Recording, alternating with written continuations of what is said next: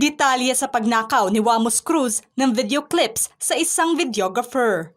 Wamos Cruz, naglabas na ng pahayag tungkol na sa pagnanakaw issue niya ng video clips para na sa entry video nitong Piliin Mo ang Pilipinas Challenge. At humingi ng paumanhin sa orihinal na may-ari na isang videographer. Ito ang buong istorya. Opisyal nang naglabas ng pahayag ang vlogger na si Wamos Cruz matapos na kinuyog ito ng ilan sa mga netizens. Matapos na inakusahan ito na ninakaw niya ang ilan sa mga clips na ginamit niya sa kanyang Piliin Mo ang Pilipinas Challenge entry. Sa 17-minute video na ini-upload niya sa kanyang Facebook page.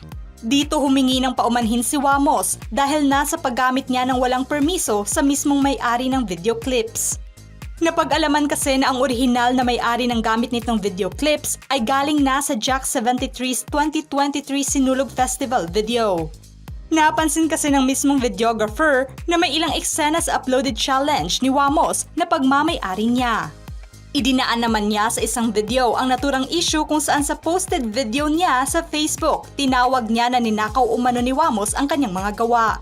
Ginamit umano nito ang kanyang mga kuhang shots sa 2023 Sinulog Festival. Kasunod naman nito ay ang paglagay ng credits ni Wamos sa Jack 73, ngunit huli na ang hakbang na ginawa nito. At bumuhos na nga ang batikos laban sa kanya. Naglagay lamang daw ito ng credits dahil na-call out na ito. Sinaluri nito ang pagkakamali ng kanyang editor dahil hindi umano nito sinigurado na may sabit pala ang ginamit nitong clips sa kanyang challenge. Sa comment section ng kanyang posted video, aniya, "Hindi ako yung may kasalanan dito na bakit may na-involve na clip video doon. Ako po ay isang vlogger, content creator. Gumagawa lang din naman ng video pero hindi ibig sabihin nun ako po ay isang editor o videographer. Hindi po ako yung nag-install ng video na yon. Ang nag-install ng video sa entry ko is yung editor ko. Ako na po yung humihingi ng pasensya doon sa editor ko sa nangyari. Nauna pa lang binalaan ko na siya. Na kapag may mga ganitong klase ng actually, sobrang galit nga yung manager ko doon sa editor ko dahil sa nangyari nga po."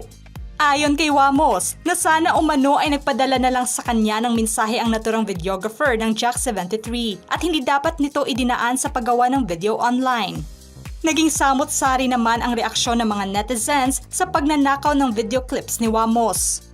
Maging ang pahayag na inilabas nito ngayon, anila na bakit pa umano sinisisi nito ang ibang tao niya.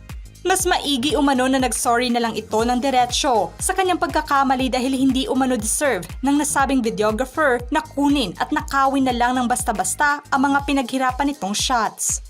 Aminado naman si Wamos sa pagkakamali niya, ngunit nasaktan umano siya sa sinabi ng videographer at pagtawag sa kanya na magnanakaw, sa dagdag na pahayag ni Wamos. "Yung sa akin lang sana, nag-message na lang sana, hindi na sana nag-post sa social media." Sa huli ay nanindigan si Wamos na may mali siya at sana umano ay maintindihan ito ng karamihan ang rason ng kamalian nila at paggamit ng video clips ng walang permiso. Tunay na nagkulang umano siya na siguraduhin ang sarili nilang gawa, ngunit ang masakit lang ngayon para sa kanya ang grabing batikos at panghuhusga sa viral challenge niya. Sana naman ay maunawaan ng karamihan na nais lang niya ipakita ang pagiging proud Pinoy niya. Sa pamamagitan ng challenge at wala umanong ibang hangad ito kundi good vibes lamang. Ano ang reaksyon nyo sa pagnanakaw ng video clips ni Wamos Cruz sa isang videographer? Agree ba kayo sa say ng mga netizens na hindi umano nakaka-proud moments ang ginawa nito sa kanyang entry challenge? Just comment below.